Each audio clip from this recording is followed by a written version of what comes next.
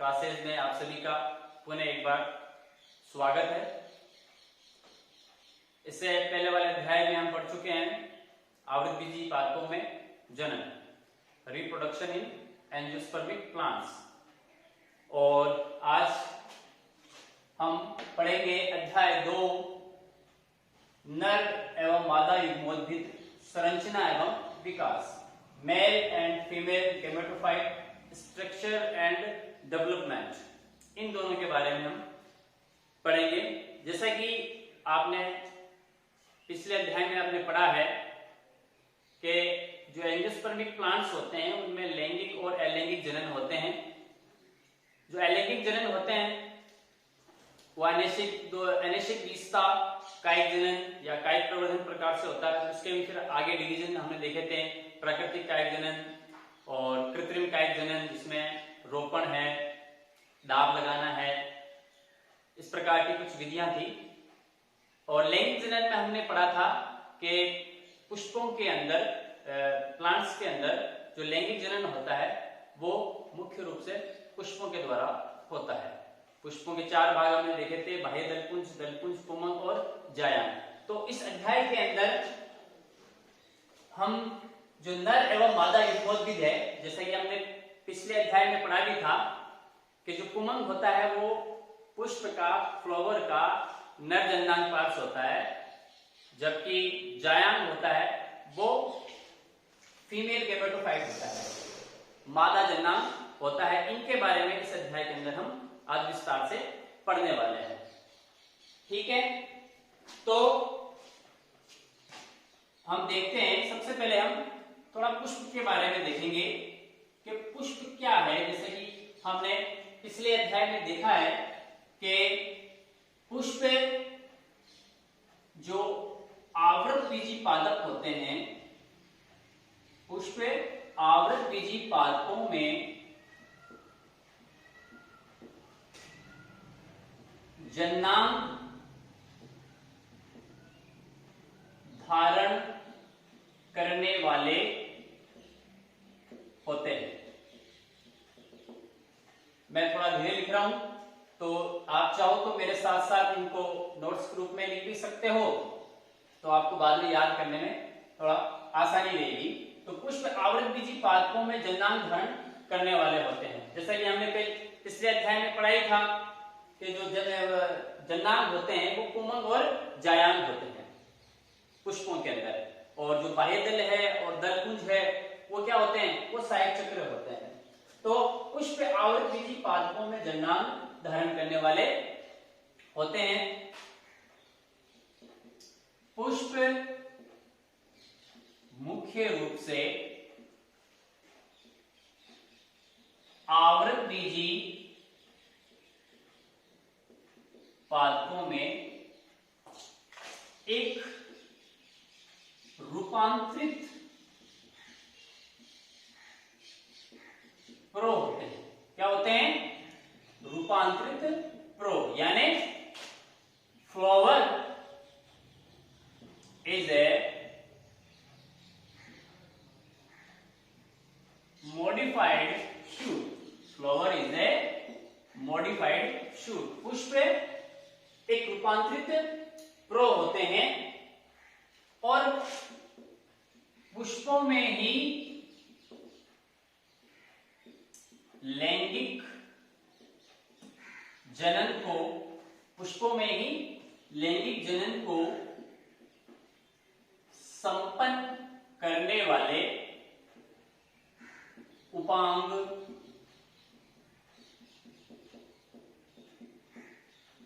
पाए जाते हैं। तो पुष्प लैंगिक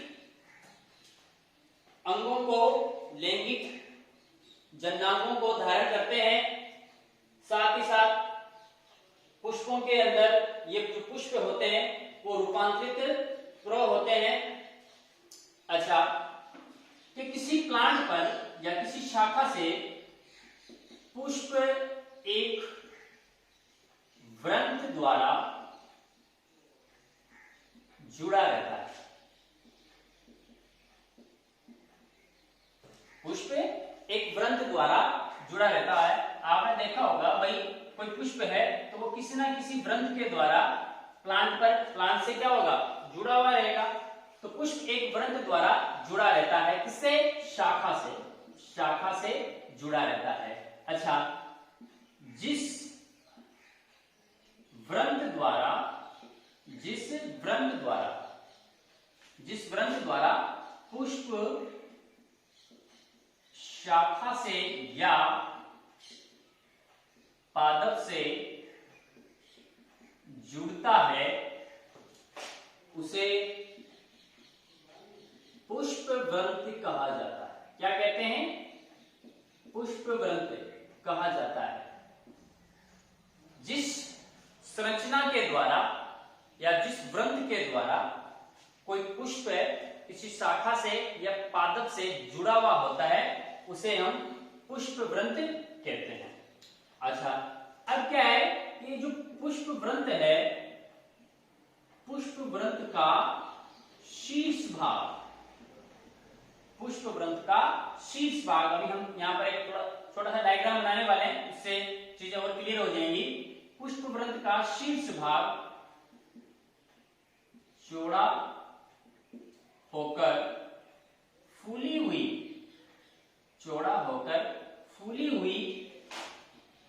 संरचना बनाता है। चौड़ा होकर फूली हुई संरचना बनाता है, जिसे पुष्पासन, क्या कहते हैं, पुष्पासन कहते हैं। ठीक है, कि जो पुष्प वृंत का शीर्ष भाग है वो चौड़ा होकर एक फूली हुई संरचना बनाता है, जिसे पुष्पासन कहते हैं। अच्छा, अब ये जो पुष्पासन है, पुष्पासन का आधारी भाग शाखा से या किसी अन्य भाग से जुड़ा रहता है, जबकि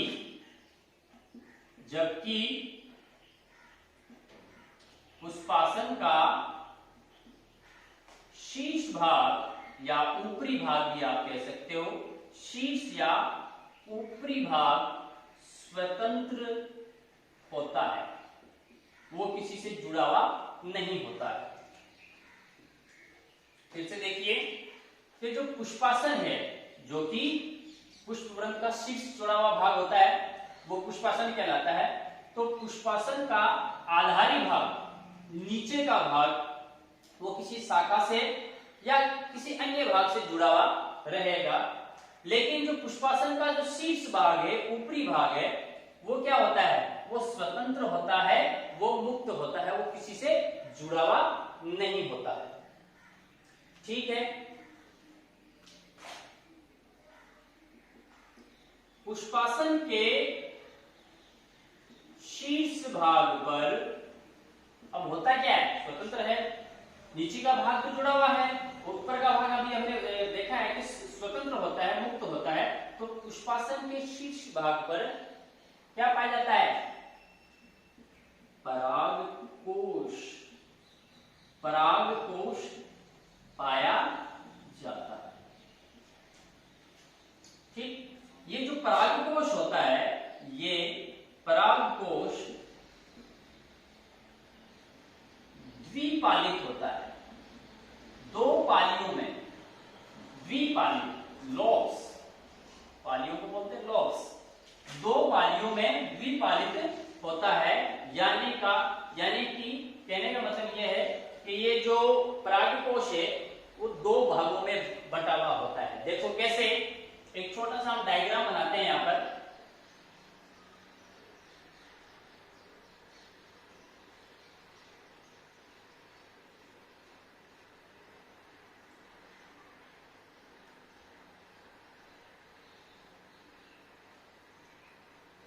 ये इस प्रकार,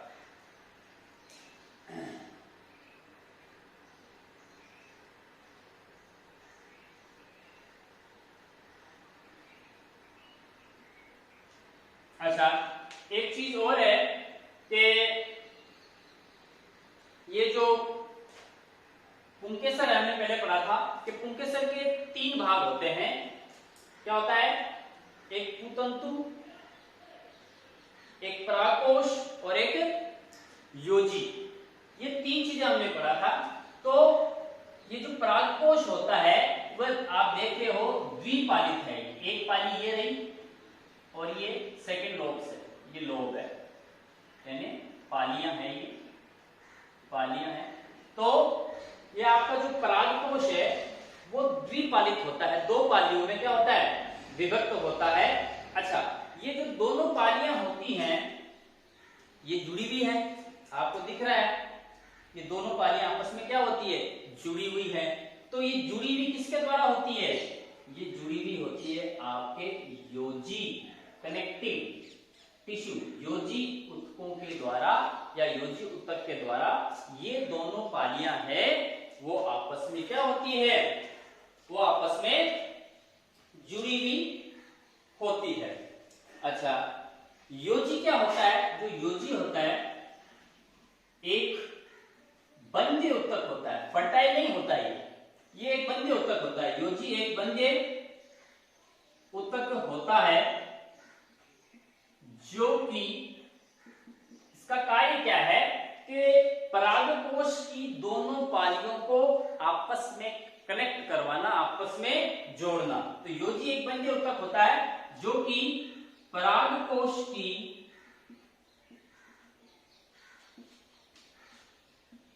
दोनों पालियों को जोड़कर रखता है, कनेक्टिव करवाता है। दोनों पालियों को आपस में ये क्या करवा देता है? ये कनेक्टिव करवा देता है। अच्छा, अब यहां तक हमने देख लिया कि भाई जो पुष्प होता है वो जन्मांग धारण करने वाला होता है। मुख्य रूप से आवृतबीजी पादपों में जो पुष्प है वो एक मॉडिफाइड शूट होता है। पादपों में जो लैंगिक जनन होता है उसको ये पुष्प संपन्न करवाते हैं। उनको संपन्न करने वाले पुष्पों के अंदर उपांग पाए जाते हैं जो लैंगिक जनन को संपन्न करवाते हैं। जो पुष्प होता है वो एक व्रंत के द्वारा क्या होता है? जुड़ा रहता है। और जिस व्रंत से पुष्प शाखा से या पादप से जुड़ता है उसे हम पुष्प व्रंत कहते हैं। पुष्प व्रंत का शीर्ष भाग क्या होता है? चौड़ा होता है, एक फूली हुई संरचना के रूप में होता है जिसे हम क्या कहते हैं? पुष्पासन कहते हैं। पुष्पासन का आधारी भाग क्या होता है? किसी शाखा से या पादप के किसी अन्य भाग से जुड़ा हुआ होता है, परंतु इसका जो शीर्ष भाग होता है वो क्या होता है? वो स्वतंत्र होता है, वो किसी से जुड़ा हुआ नहीं होता है। तो ये है आपके परागकोश। यदि हम इसकी बात करें पुंकेसर की तो इसके अंदर 3 भाग होते हैं, पुतंतु, परागकोश और योजी। पुतंतु, परागकोश और योजी। पुतंतु क्या होता है? पुतंतु परागकोश को स्थिर करने वाला एक पार्ट होता है। ये एक वृंतनुमा होता है, लंबा होता है, पतला होता है और एक धागेनुमा संरचना होता है। इसके ऊपर, पुतंतु के ऊपर जो स्वतंत्र भाग होता है उसके ऊपर क्या पाया जाता है? उसके ऊपर एक द्विपालित परागकोश पाया जाता है। जैसा आपको दिख रहा है आपको कि ये द्विपालित क्या है? परागकोश है। चूंकि यहाँ पर 2 पालियां हैं, 2 लोब्स हैं यहाँ पर परागकोश की, दोनों पालियों को आपस में जोड़ने का जो काम है वो कौन करता है? वो करता है आपका योजी ऊतक और कनेक्टिव टिश्यू। और योजी ऊतक क्या होते हैं? ये एक बंध्य ऊतक होते हैं। ये तो बात हो गई इसकी बाहरी संरचना की। अब देखो कि परागकोश की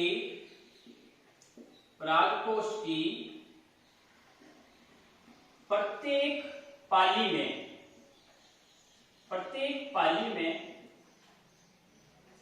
2 बीजाणुधानियां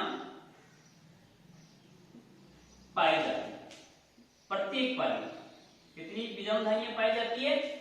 2 बीजाणुधानियां पाई जाती है। यदि हम पर्टिकुलर एक लॉब्स का टीसी लें अनुप्रस्थ काट लें तो हमें कुछ इस प्रकार संरचना दिखाई देगी।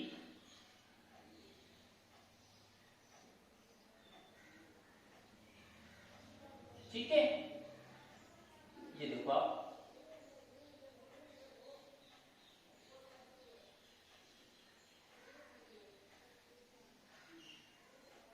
ये इस प्रकार संरचना आपको दिखाई देगी।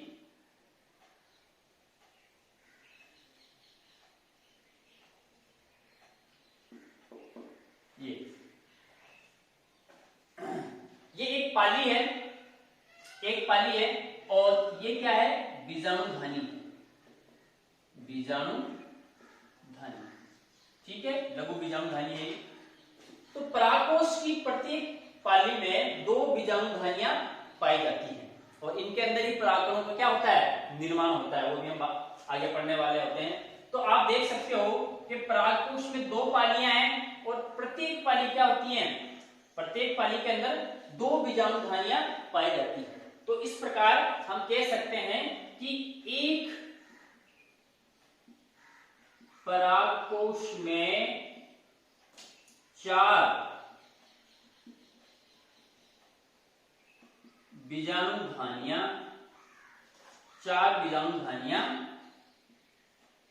पाई जाती है। ठीक है भाई, एक द्विपालिक है यानी 2 पालियां हैं, तो दोनों पालियां हैं तो एक पाली में 2 लघु बीजाणुधानियां पाई जा रही हैं, तो दोनों में कितनी हो जाएगी, 4। ठीक है, 4 लघु बीजाणुधानियां पाई जाएंगी। तो हम कह सकते हैं कि चैम्बर कितने होते हैं, कक्ष कितने होते हैं, तो एक परागकोश में, आप ये भी कह सकते हो कि एक परागकोश में 4 चैम्बर,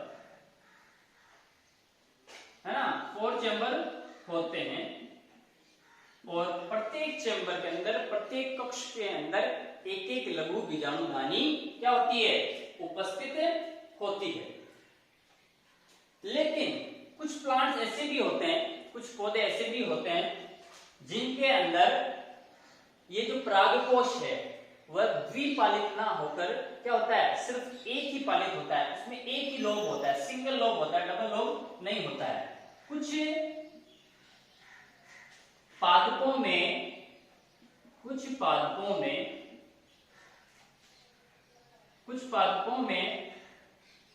परागकोश में द्विपालित संरचना ना होकर क्या होती है, एक पालित ही होती है, एक पालित अवस्था होती है। जैसे एग्जाम्पल के रूप में हम देख सकते हैं भिंडी, गुड़हल आदि। तो इनके जो परागकोश होते हैं उनमें इनका जो परागकोश है, भिंडी, गुड़हल, इनका परागकोश द्विपालित नहीं होगा, एक ही पालित होगा।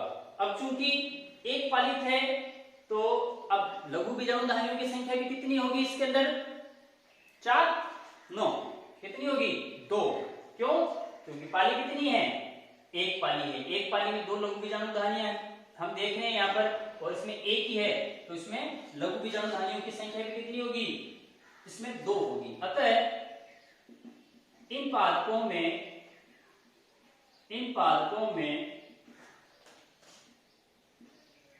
लघु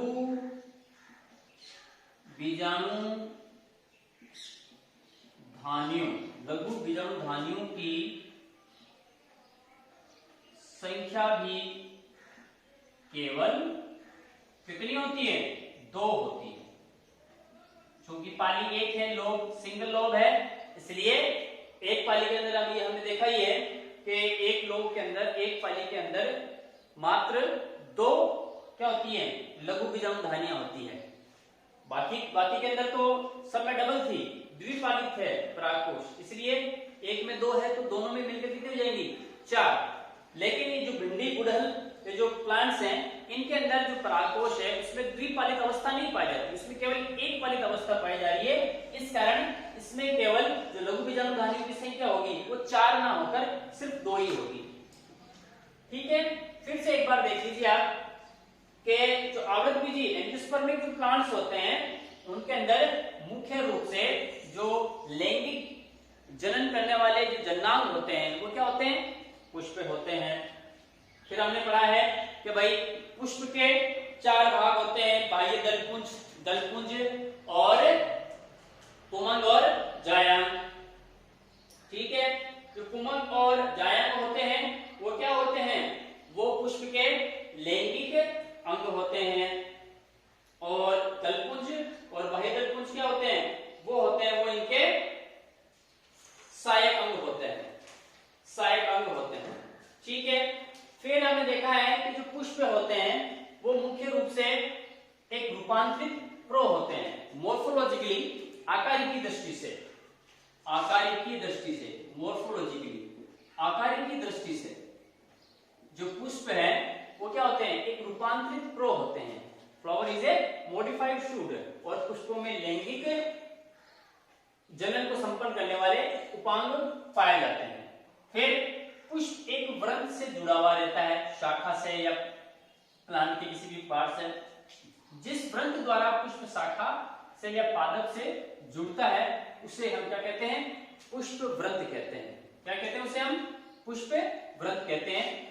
पुष्प वृंत का शीर्ष भाग, पुष्प वृंत का शीर्ष भाग चौड़ा होकर फूली हुई संरचना बनाता है जिसे हम पुष्पासन कहते हैं। पुष्पासन का आधारी भाग शाखा से या किसी अन्य भाग से जुड़ा रहता है, जबकि पुष्पासन का शीर्ष या ऊपरी स्वतंत्र भाग है वो क्या होता है, वो क्या होता है, वो स्वतंत्र रहता है, वो किसी से जुड़ा हुआ नहीं होता है। और यहाँ शीर्ष भाग पर ही क्या पाया जाता है, परागकोश पाया जाता है। फिर हमने देखा है कि ये जो परागकोश है वो क्या होता है, वो द्विपालित होता है। क्या होता है, वो द्विपालित होता है, 2 पालियों में ये बंटा हुआ होता है। फिर दोनों पालियां हैं, परागकोश की जो दोनों पालियां हैं वो एक बंधे ऊतक होता है, बंधे ऊतक होता है जिसे हम कनेक्टिव टिश्यू या योजी ऊतक कहते हैं। इन योजी ऊतक के द्वारा ये पालियां आपस में जुड़ी हुई होती हैं। प्रत्येक पाली के अंदर कितनी, 2 लघु बीजाणुधानियां पाई जाती हैं।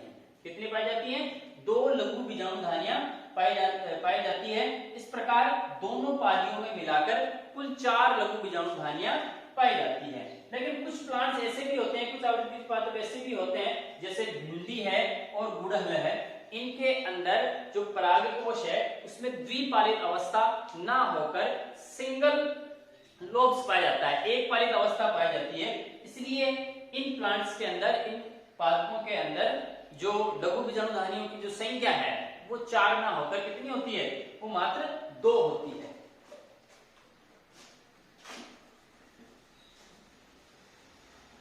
आगे देखिए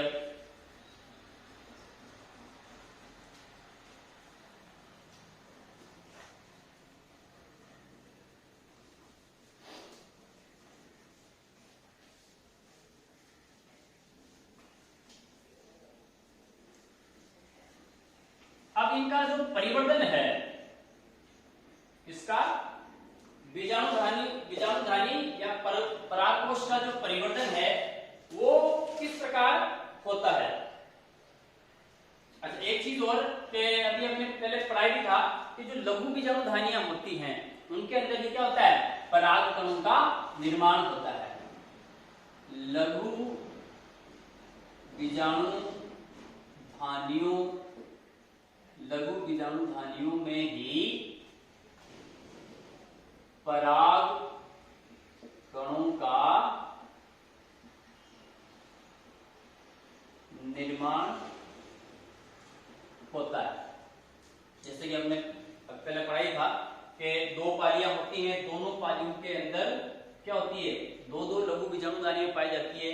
तो ये जो लघु बीजाणुधानियां पाई जा रही हैं, प्रत्येक पाली के अंदर लघु बीजाणुधानियां पाई जा रही हैं। इन लघु बीजाणुधानियों के अंदर ही हम देखते हैं कि जो पराग कण है, पोलन ग्रेन्स हैं, परागकण यानी पोलन ग्रेन्स, इन पराग कणों का जो निर्माण है वो इन लघु बीजाणु ही होता है। ठीक है, अब हम आगे पढ़ने वाले हैं इसके अंदर कि बीजाणुधानी या परागकोश का परिवर्धन किस प्रकार होता है।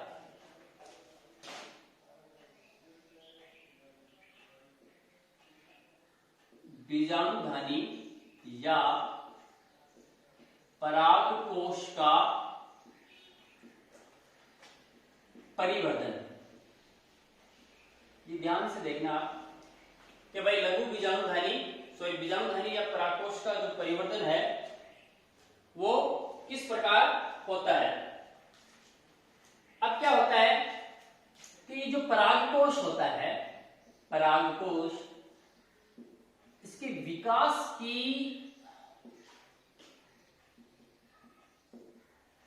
प्रारंभिक अवस्था में, विकास की प्रारंभिक अवस्था में जो परागकोश है वो क्या होता है, एपिडर्मिस, बाह्य त्वचा, बाह्य त्वचा से क्या होता है, आवृत होता है। यानी स्टार्टिंग में ही परागकोश का जो विकास हो रहा होता है उसकी प्रारंभिक अवस्था में ही इस परागकोश के चारों तरफ है वो बाह्य त्वचा का निर्माण हो जाता है, एपिडर्मिस का क्या हो जाता है, निर्माण हो जाता है। अब क्या होता है, जैसे जैसे इसके अंदर विकास होगा उसमें और भी ज्यादा परिवर्तन होंगे। विकास होने के साथ साथ ही, विकास होने के साथ साथ ही इसमें कई प्रकार के परिवर्तन, कई प्रकार के परिवर्तन होने लग जाते हैं। बाह्य त्वचा तो स्टार्टिंग से है ही, अब क्या होगा, और भी आगे इसका क्या होगा, डेवलपमेंट हो रहा है परागकोश का या बीजाणुधानी का। तो जैसे जैसे विकास होता जाएगा उसमें कुछ परिवर्तन होते जाएंगे, उसमें क्या होते जाएंगे, कुछ परिवर्तन होते जाएंगे। और वो परिवर्तन होंगे क्या, वो ये होगा कि प्रारंभ में दो बीजाणुधानियों का निर्माण होता है,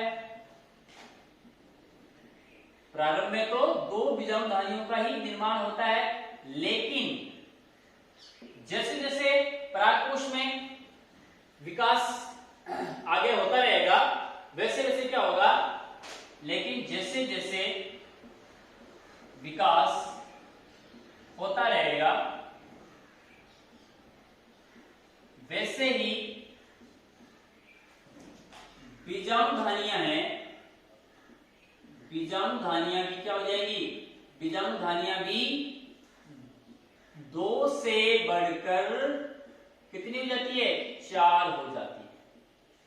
यानी प्रारंभ के अंदर जब इसका विकास हुआ था तब इसके अंदर दो बीजाणुधानियों का निर्माण हुआ, लेकिन जैसे जैसे आगे और इसमें डेवलपमेंट होता रहेगा, विकास होता रहेगा, तो ये जो बीजाणुधानियां हैं उसकी संख्या 2 से बढ़कर कितनी हो जाती है, 4। कोई भी चीज है वो लगातार विकसित होगी तो क्या होगा, उसके अंदर और भी ज्यादा विकास होता रहेगा, संख्या बढ़ेगी। अब क्या होता है कि ये जो बीजाणुधानियां हैं, अब देखना, ये जो बीजाणुधानियां हैं, बीजाणुधानियों में अनेक कोशिकाएं होती हैं, अनेक कोशिकाएं होती हैं। इनमें से जो कुछ कोशिकाएं हैं, इनमें से कुछ कोशिकाएं क्या करती हैं, आकार में बड़ी हो जाती हैं। जैसे अभी हम देख रहे हैं यहां पर, मान लो ये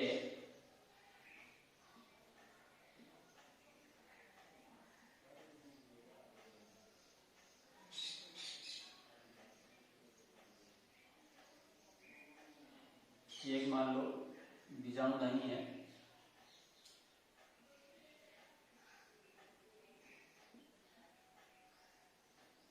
ये कुछ कोशिकाएं हैं इसके अंदर,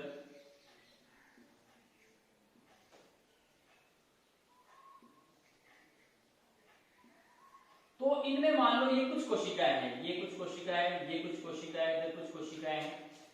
तो ये बीजाणुधानी है, तो बीजाणुधानी में बहुत सी कोशिकाएं हैं। इन्हीं में से कुछ कोशिकाएं क्या होती हैं, अपने आकार में बड़ी हो जाती हैं। इनमें से कुछ कोशिकाएं अपने सामान्य आकार से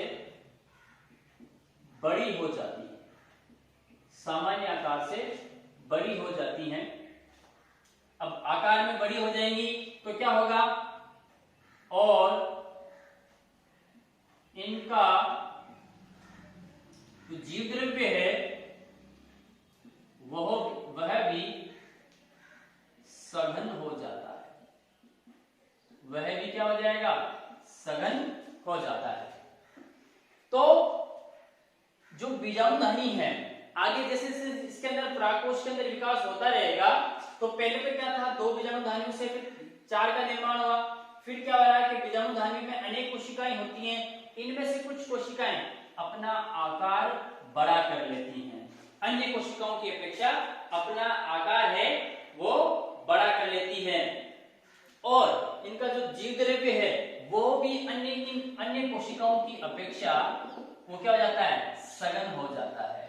तो इस प्रकार की जो कोशिकाएं हैं, अब ये जो कोशिकाएं हैं वो अन्य कोशिकाओं से क्या हो गई, थोड़ी डिफरेंट हो गई, अलग हो गई। क्यों? क्योंकि एक तो इन कोशिकाओं का जो आकार है वो अन्य कोशिकाओं से क्या हो गया, बड़ा हो गया। दूसरी चीज क्या है कि इन कोशिकाओं का जो जीव द्रव्य है, आकार बड़ा होने के कारण इन कोशिकाओं का जीव द्रव्य अन्य कोशिकाओं के जीव द्रव्य से भी क्या हो जाएगा, सघन हो जाएगा। तो इस प्रकार की जो कोशिकाएं जो आकार में बड़ी हो गई, जिनका जीव द्रव्य सघन हो गया, इस प्रकार की कोशिकाओं को हम कहते हैं आर्किस्पोरियल सेल्स, प्रेपशु कोशिकाएं। हिंदी में कहेंगे इसको प्रेपशु कोशिकाएं, और इंग्लिश में कहते हैं इनको आर्किस्पोरियल सेल्स। तो इस प्रकार की कोशिकाओं को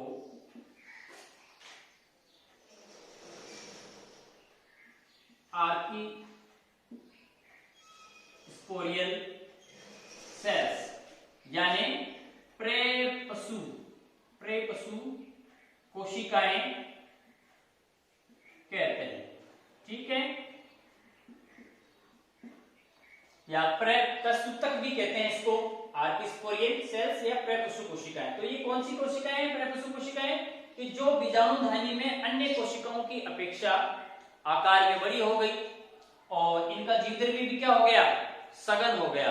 तो इस प्रकार की जो कोशिकाएं होती हैं वो क्या कहलाती हैं, प्रेपशु कोशिकाएं कहलाती हैं। अच्छा, अब क्या होता है कि ये जो आर्किस्पोरियल सेल्स है, आर्किस्पोरियल सेल्स में परिणत विभाजन होता है, परिणत विभाजन होता है। ये जो आकार में बड़ी है और जीव द्रव्य में सघन है, इन कोशिकाओं में परिणत पेरिक्लिनल विभाजन, परिणत डिवीजन होता है। अब देखो परिणत विभाजन होता क्या है, एक होता है अपनित विभाजन, इसका विपरीत होता है, एक होता है परिणत, एक होता है अपनित विभाजन। ठीक है, जैसे मान लीजिए मैं यहां पर ये सेल्स हैं 1 2 3 4, अब इनमें डिवीजन हो रहा है, विभाजन हो रहा है। तो यदि ये सेल्स की जो नंबर है, नंबर ऑफ सेल्स हैं, वो इस प्रकार से बढ़ रहे हैं 1 2 3 4 5 6 7 8। ठीक है, अब इसमें क्या हो रहा है, नंबर ऑफ सेल्स बढ़ रहे हैं, कोशिकाओं की संख्या बड़ी है परिणत विभाजन में। इसमें परिणत विभाजन में जो कि किसमें हो रहा है, ये आपके आर्किस्पोरियल सेल्स के अंदर ये परिणत विभाजन हो रहा है। उसके अंदर ये आपके कोशिका है, इसमें विभाजन हुआ, विभाजन होने के बाद में कोशिकाओं की संख्या है वो बढ़ गई है। लेकिन इसमें आप एक चीज ध्यान दो कि कोशिकाओं की संख्या तो बड़ी है, साथ ही साथ नंबर ऑफ लेयर्स है ना, नंबर ऑफ लेयर्स वो भी बढ़ गया है।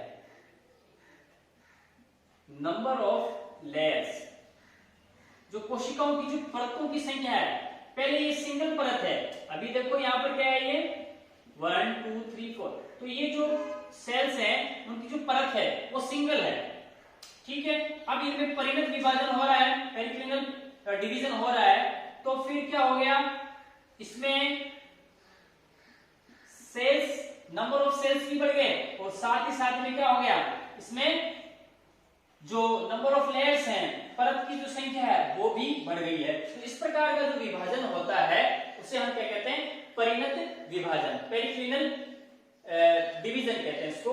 एक होता है अपनित विभाजन भी होता है, वो कैसा होता है, उसमें देखो क्या हो रहा है,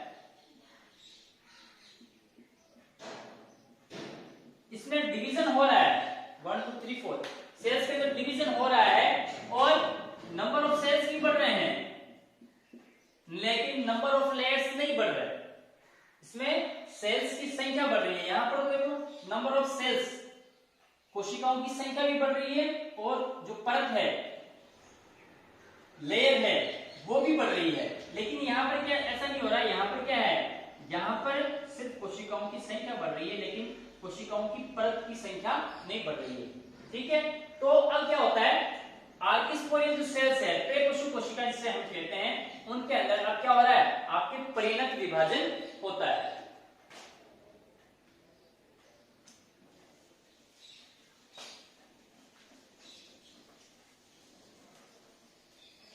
अब जब इनमें परिणत विभाजन होता है आर्किस्पोरियल सेल्स के अंदर, तो उससे दो प्रकार की कोशिकाओं का निर्माण होता है।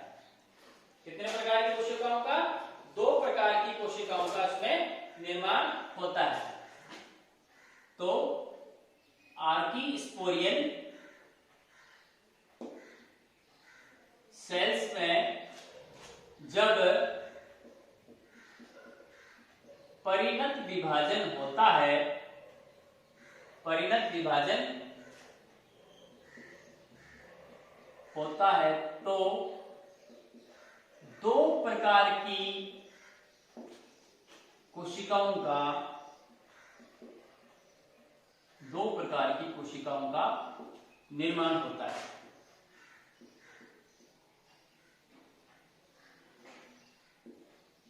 कौन सी दो प्रकार की कोशिकाओं का निर्माण होता है, एक होता है प्राथमिक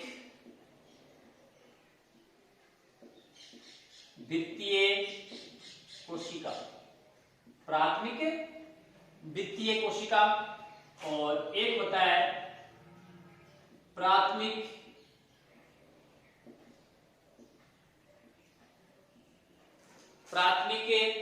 बीजाणुजन कोशिका, प्राथमिक बीजाणुजन कोशिका। तो जब आर्किस्पोरियल सेल्स है उसमें पेरिक्लिनल डिवीजन होता है, परिणत विभाजन होता है, तो दो प्रकार की कोशिकाओं का निर्माण होता है, प्राथमिक वित्तीय कोशिका और प्राथमिक बीजाणुजन कोशिका, ठीक है।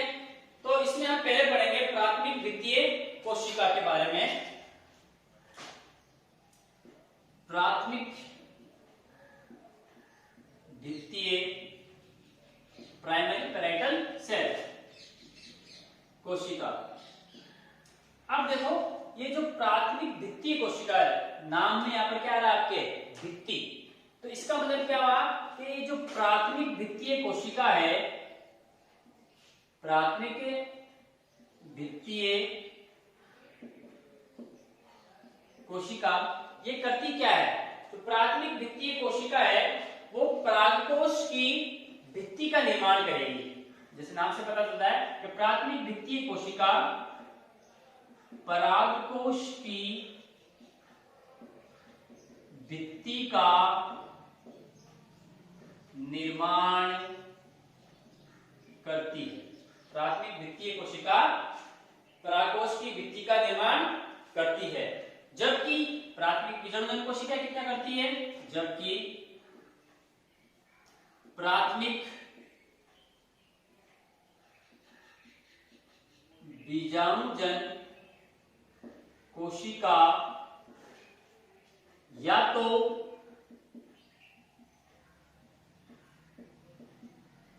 लघु बीजाणुओं का निर्माण करती है या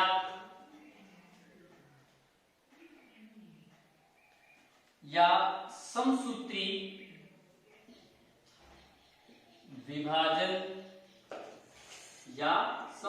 विभाजन द्वारा क्या करती है? समसूत्री विभाजन द्वारा लघु बीजाणुजन कोशिकाओं का निर्माण करेगी। दो काम कर रही है, या तो डायरेक्टली ये जो प्राथमिक बीजाणुजन कोशिका है, या तो डायरेक्टली सीधे ही लघु बीजाणुओं का निर्माण कर देगी, या फिर समसूत्री विभाजन द्वारा पहले लघु बीजाणुजन कोशिकाओं का निर्माण करेगी, और ये जो लघु बीजाणुजन कोशिकाएं होती हैं, ये बाद में लघु बीजाणुओं के रूप में कार्य करने लग जाती है। ठीक है, तो इस प्रकार जब परिणत विभाजन होता है आर्किस्पोरियल सेल में या प्रकोष्ठ कोशिकाओं में, तो दो प्रकार की कोशिकाओं का निर्माण होता है, प्राथमिक द्वितीय कोशिका, प्राथमिक बीजाणुजन कोशिका। प्राथमिक द्वितीय कोशिका परागकोश की भित्ति का निर्माण करती है, जबकि प्राथमिक बीजाणुजन कोशिका लघु बीजाणुओं का निर्माण करती है, यानी परागकणों का निर्माण करती है। या ये डायरेक्टली सीधे, यदि हम सीधे बात करें कि या तो सीधे ही ये लघु बीजाणुओं का निर्माण कर देगी, या फिर समसूत्री विभाजन, पहले समसूत्री विभाजन द्वारा लघु बीजाणुजन कोशिकाओं का निर्माण करेंगी, और बाद में लघु बीजाणुजन कोशिकाएं हैं वो लघु बीजाणुओं के रूप में कार्य करने लग जाती है। ठीक है, अच्छा, जो परागकोश में जो परिवर्तन होता है, परागकोश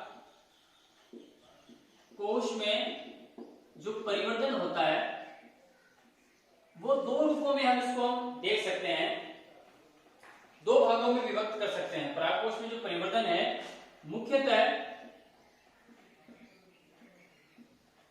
दो भागों में स्पष्ट रूप से विभेदित किया जा सकता है।